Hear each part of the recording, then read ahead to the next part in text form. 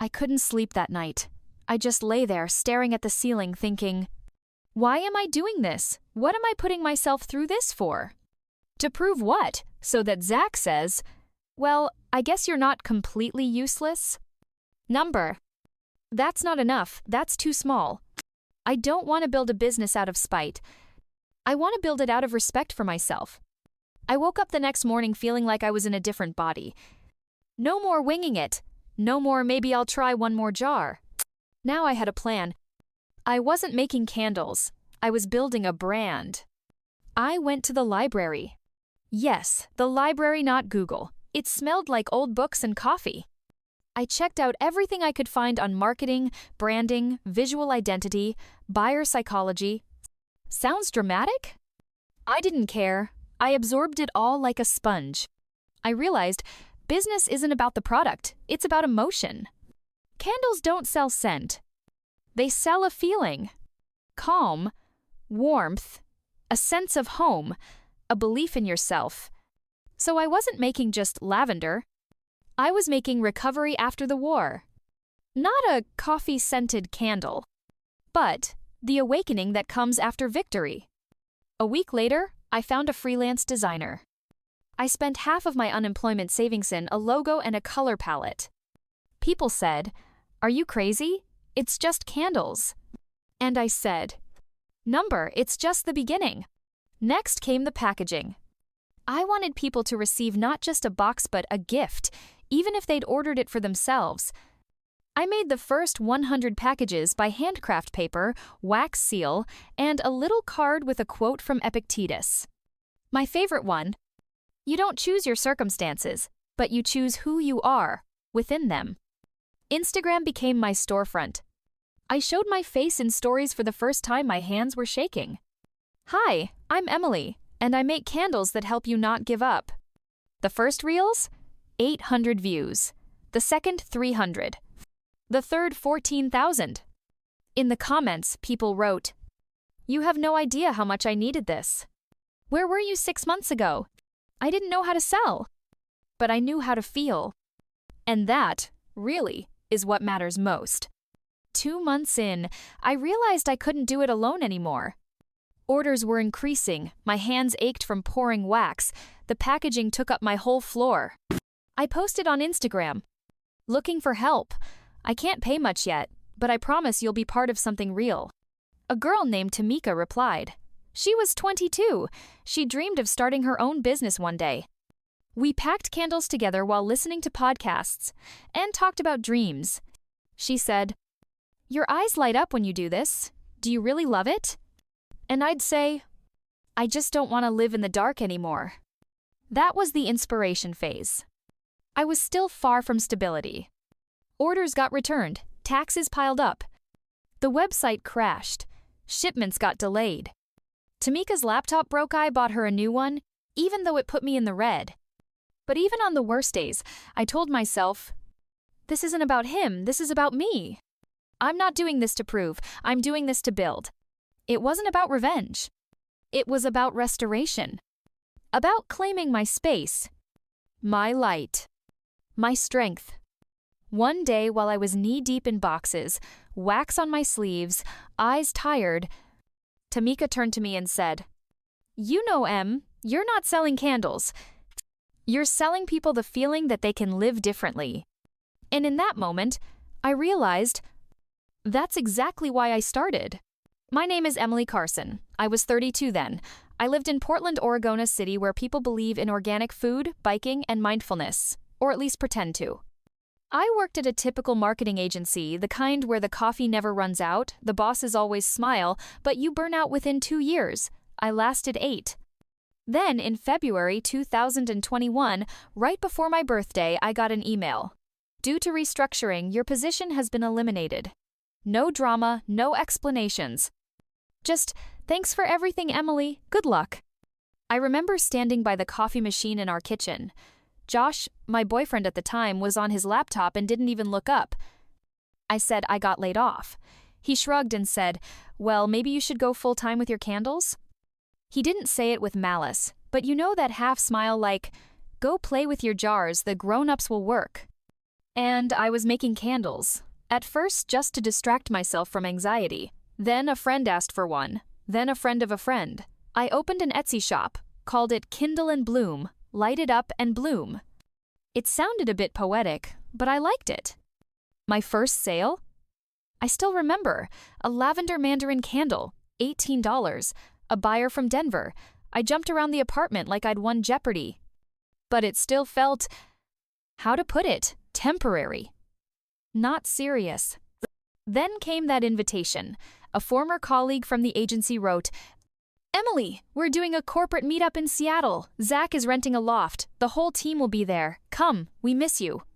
I hesitated. A lot. But I went. I wanted, I don't know, to show I wasn't broken. That I was still in the game. So here I am in a rented loft in downtown Seattle, with a view of the Space Needle, a glass of Prosecco in hand, and everything seemingly like before. Laughter, jokes, the same faces. But one thing had changed. I no longer belonged to them. And most importantly, there he was. Zach Morgan. Master of presentations, champion of smug smiles, and the eternal favorite of management. He had been my boss for the last 2 years, and I'll never forget what he once told me. "You're too emotional, Emily. You're good, but not strategic." That night he came up to me with a glass of whiskey, and that look the one that calculates how to sting, but in a friendly way. He smiled, looked at me and said, "I heard you're selling candles on Etsy now. Cute. Like an Instagram startup." I replied coolly, "Yeah, slowly moving forward. My own brand, my own sense." "Oh, so now you're an entrepreneur?" he smirked. "Or are you just playing on Etsy?" "You're not an entrepreneur. You're just playing on Etsy." That phrase hit harder than I expected. I smiled, of course, pretended I didn't care, shrugged, said something like, "Well, everyone starts somewhere." But inside, I was burning. In that moment, I realized no one would take my path seriously until I made it so big they couldn't ignore it. On the train ride home, I couldn't stop repeating that phrase in my head, just playing on Etsy. Like I was a kid playing business while the grown-up uncles handled real deals. But I knew how many sleepless nights I spent mixing wax, how many times I burned my skin testing scents. I remember crying when USPS lost 14 orders before Christmas. It wasn't a game. It was my attempt to survive, to build something of my own, to be free. And then, staring out at rainy Oregon, I promised myself, I will never let anyone ever call my journey a game. I wasn't out for revenge, but I was going to build something that would make them sick with envy. Zach laughed. And I started my real business. And no one yet knew he wouldn't be laughing for long. Spring, orders were growing. Tamika and I couldn't keep up. For the first time, I thought, maybe it's time to scale. Rent a small studio. Buy wax in bulk. Hire another pair of hands. I put together a folder: expenses, revenue, projections, everything neat, no emotion. I booked a meeting at the bank. I sat across from a young consultant who looked like he'd never lit a candle in his life and tried to explain, "We're not just selling a product, we're building a brand. People buy the meaning behind it." He flipped through my documents without even looking up. "Etsy? TikTok? You have no assets, no credit history, no guarantor." Pause. "We can't approve your request. I'm sorry." "I'm sorry."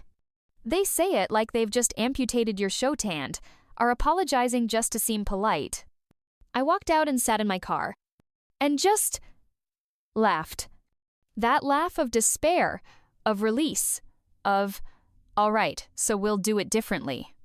I went home and recorded a video. No lighting, no makeup, wearing a hoodie stained with wax. Today the bank turned us down.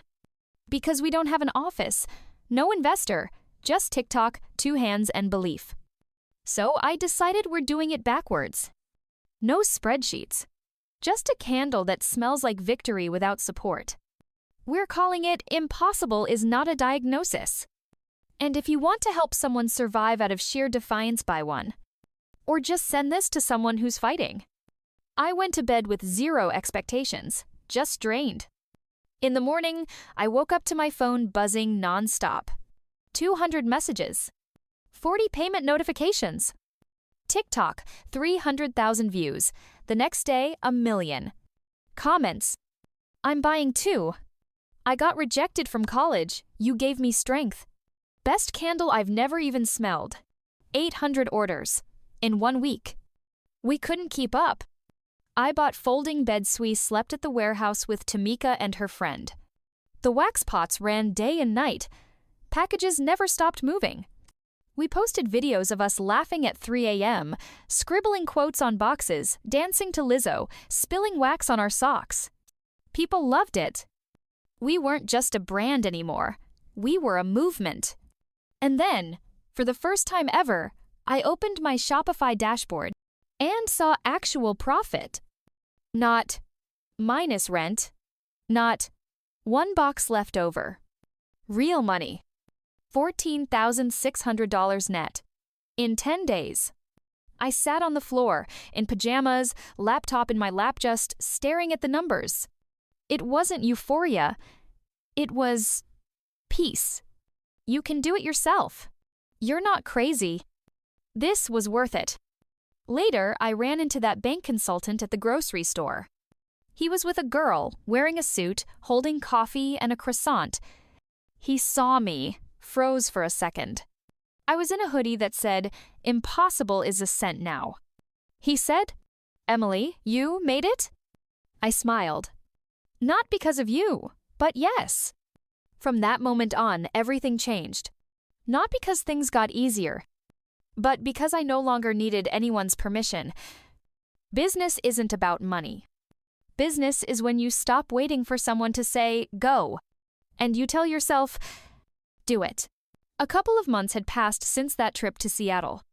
The Etsy shop was running not brilliantly, but steadily. I hand-poured every candle, labeled them myself, ran the Instagram account. I even had my first regular customersa woman from Ohio, a man from Brooklyn. I still didn't feel like an entrepreneur, but I felt something was growing. Slowly, sure, like grass pushing up through cracks in the concrete. And then one day, a message in my DMs. Guess from who? Zach Morgan.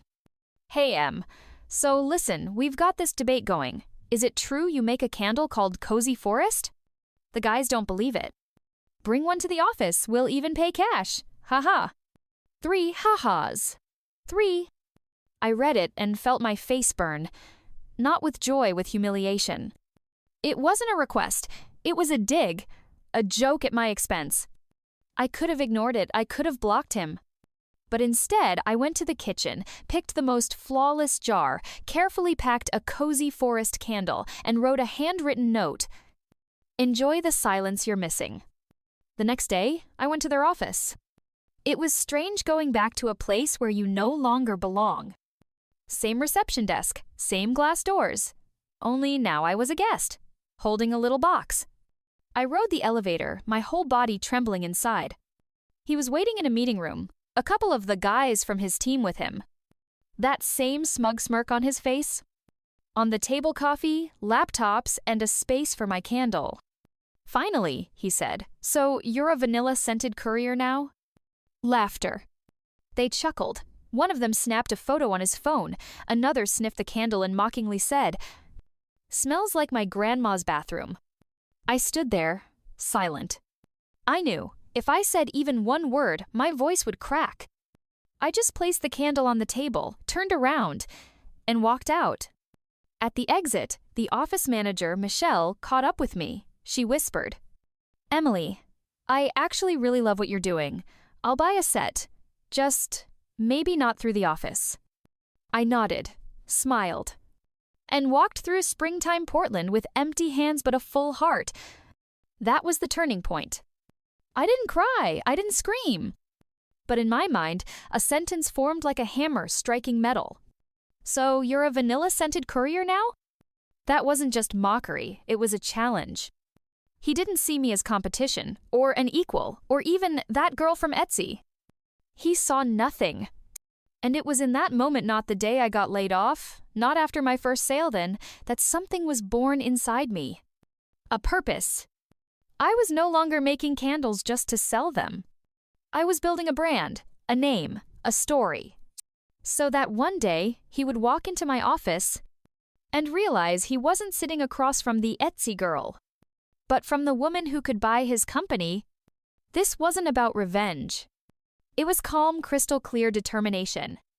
I came home, took off my shoes, sat at the table and wrote, 6-month plan, goal, get off Etsy, launch Shopify, build a line that looks like Lush, smells like Jo Malone, sells like Glossier. After that, restructuring, which was really just a layoff without explanation, began the days I now call the gray season.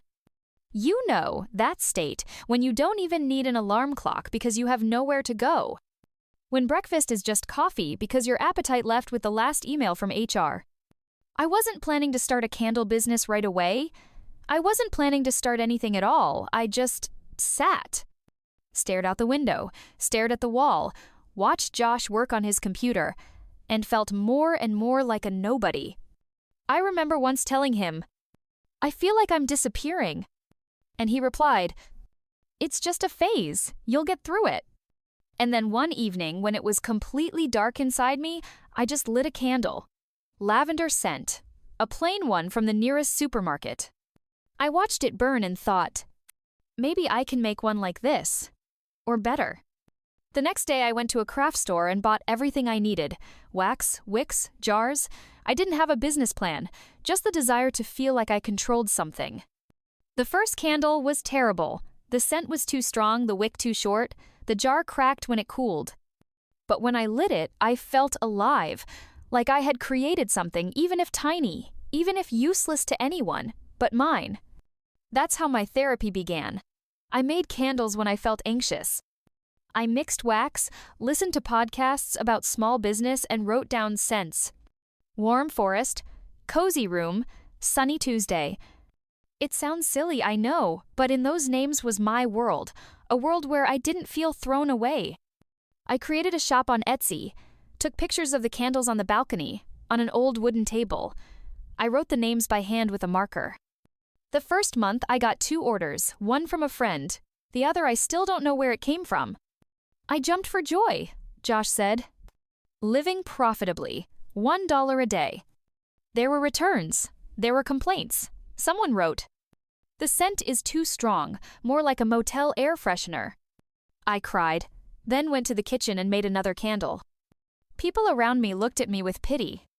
Mom called and asked, are you looking for something, like, real? I saw Starbucks is hiring. You always loved coffee. A work friend sent a link.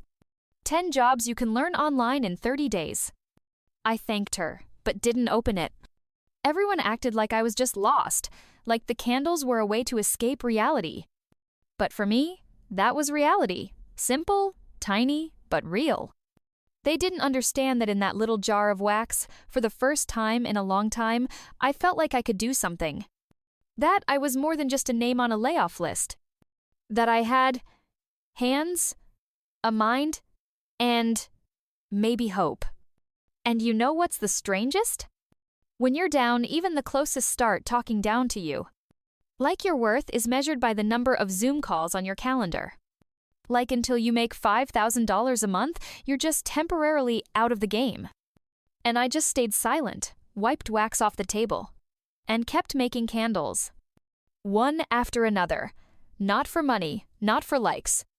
But to prove to myself, I am not finished yet. Life is strange. It doesn't always pay back fairly, but it always reveals who people truly are. Not in moments of success, but in moments of collapse. Almost a year had passed since the Forbes interview. I had a team, a system, subscribers, Amazon, TikTok, a world that smelled just a little better because of what we made. I didn't think about Zach. He was part of a chapter I had no interest in rereading.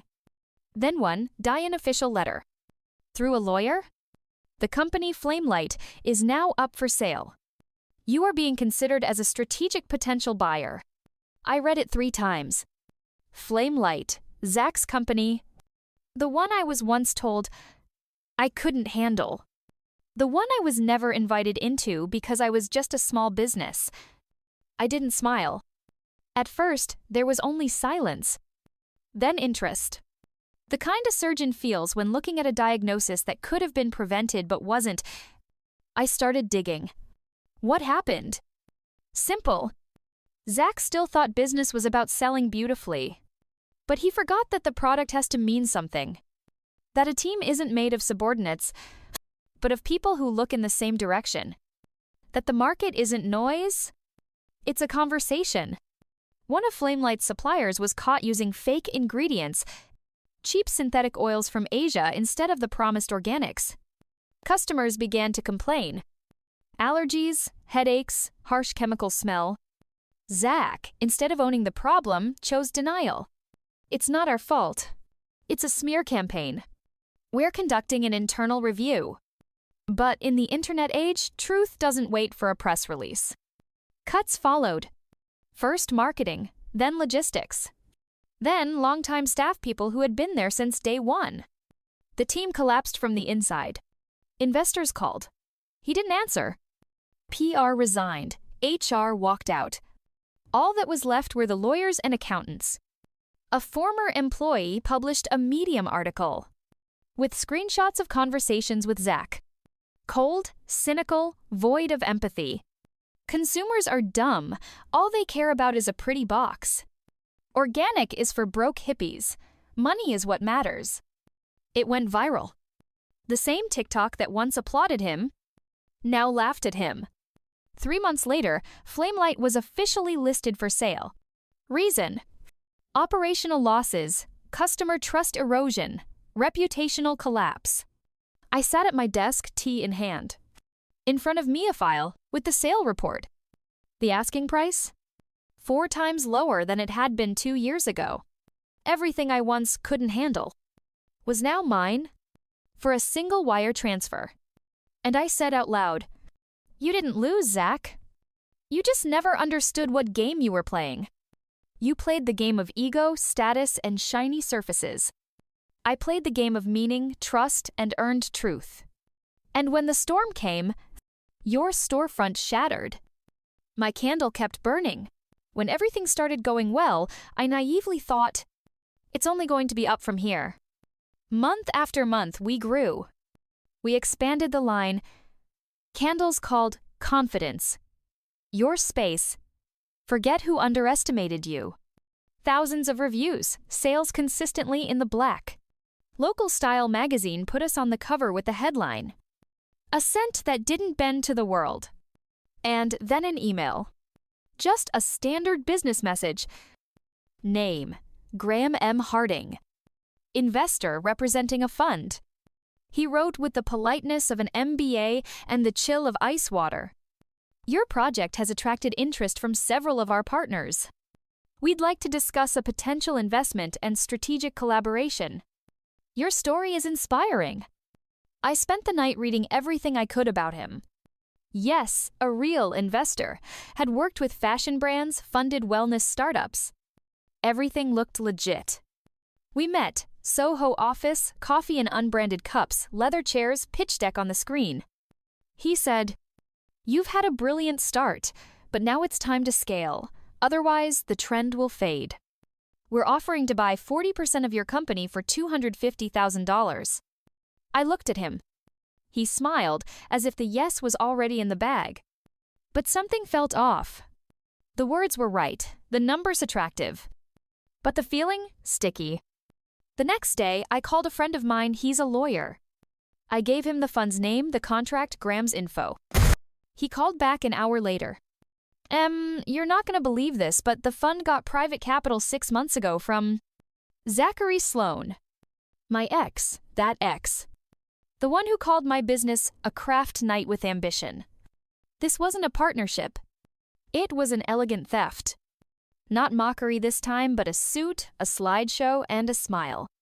I wrote Graham back. Thank you for your interest. But Impossible is not a brand that's sold off in pieces. Especially not to those who once called it impossible. A week later, I saw Zach on YouTube. He was a guest on a podcast for young entrepreneurs. Neon lighting, mics, that look of, I have all the answers. There's a lot of noise around TikTok brands right now. Yeah, like that girl Emily. Can't remember the last name.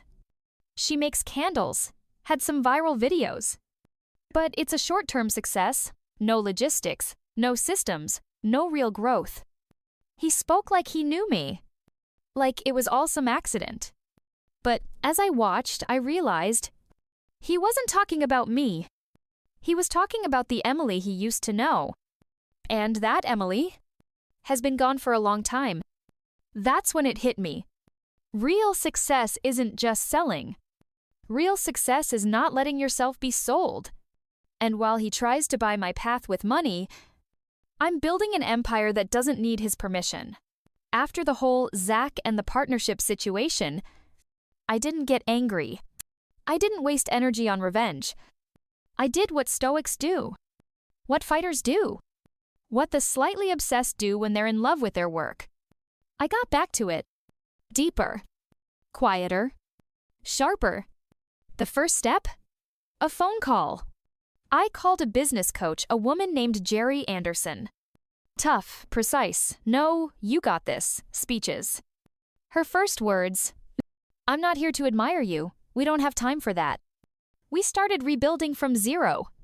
First, logistics. We moved out of our DIY warehouse and rented a small production unit in Detroit. Automated supply tracking. Clean inventory systems. No more, "Oops, we're out of wicks," or "Where did 200 boxes go?" Second, Amazon. I resisted. Thought, it's all soulless over there. Jerry looked straight at me and said, "Scent will find its person even through a screen. You're not afraid of Amazon. You're afraid of growth." We launched on Amazon and took off. Not because we were lucky.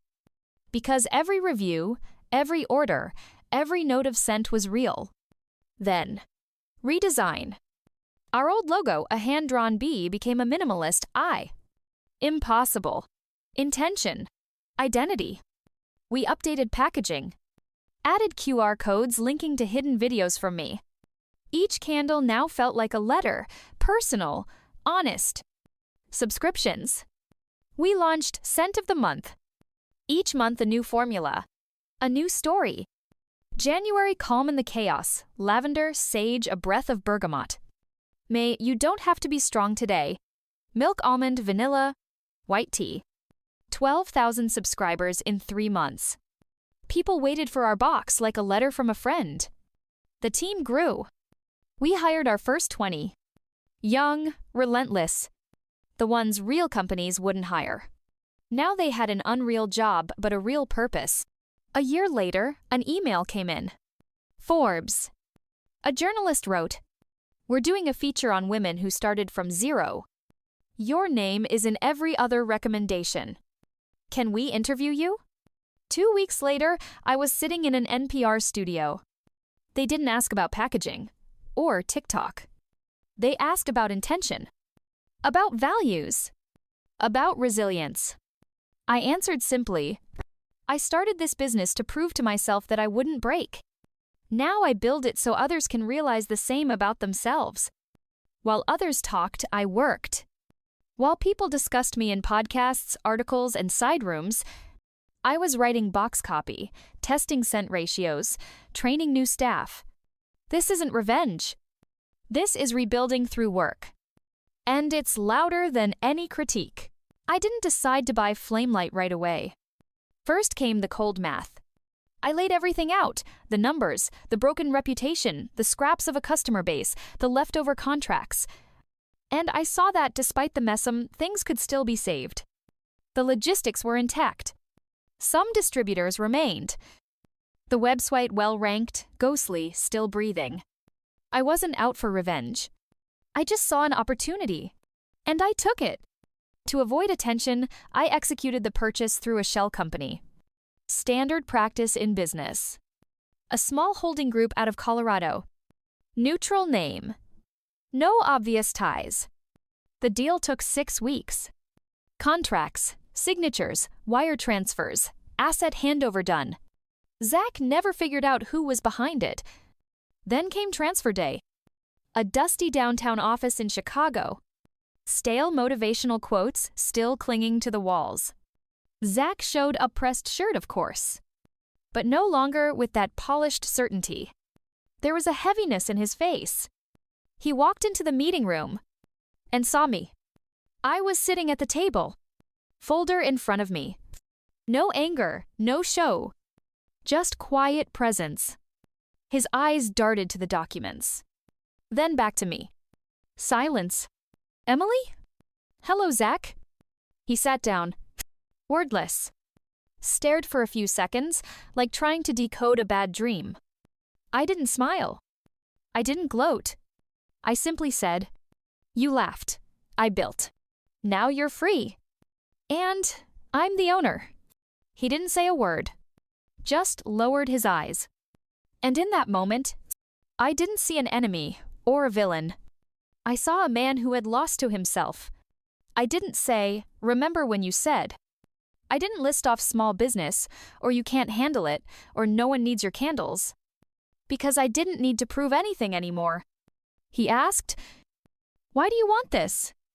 I answered, "Because I know what can be rebuilt from ruins. Because the people who bought your candles, they deserve better. Because I can. And because I'm not a destroyer. I'm a builder." He nodded, stood, and left without a parting shot. The office was quiet. I walked through the empty rooms, took down the faded quotes. Dream big. Crush the market. Be the wolf. All hollow words. Echoes of noise with no soul behind them. Then I pinned up a single new sheet of paper. It said, "Quiet. We're working." When Zach left the industry, it wasn't just an exit. It was a quiet admission of defeat. The man who had laughed at me for so long simply disappeared from the stage he once built himself. I didn't have to push him out. The industry rejected him on its own. Because at the core of real success, there's always truth, not arrogance. In parallel, I integrated the Flamelight brand into my philosophy. Not as a conqueror, but as a continuation. I kept the best of what Zach had created, but rebuilt everything that once held it back. A subscription model, new logistics, expanded collections, real care for real customers. It wasn't just a change in ownership. It was a transformation. Every morning, I woke up with one thought. These aren't just candles.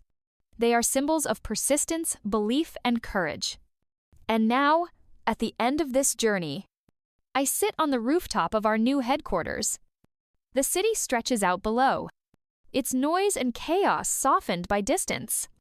In my hands is the first candle I ever made alone. A little uneven, wax slightly off-center. But to me, oh, it's the most precious thing in the world. I look at it and understand. Never measure your dream with someone else's ruler. You don't have to fit their mold. You don't have to play by their rules. The path was long, full of doubt, pain, and sleepless nights. But now I know. Every step was worth it. Zach is gone, but I remain. And I'm not just a businesswoman. I'm a maker. The flame of the candle reflects in my eyes. It's not just light. It's a symbol of new life. A symbol that when you believe in yourself, no mockery can stop you. And if one day you begin to doubt, remember this candle. Remember that your dream is yours alone. And no one has the right to measure it, shrink it, or laugh it away. I am Emily, and this is my story.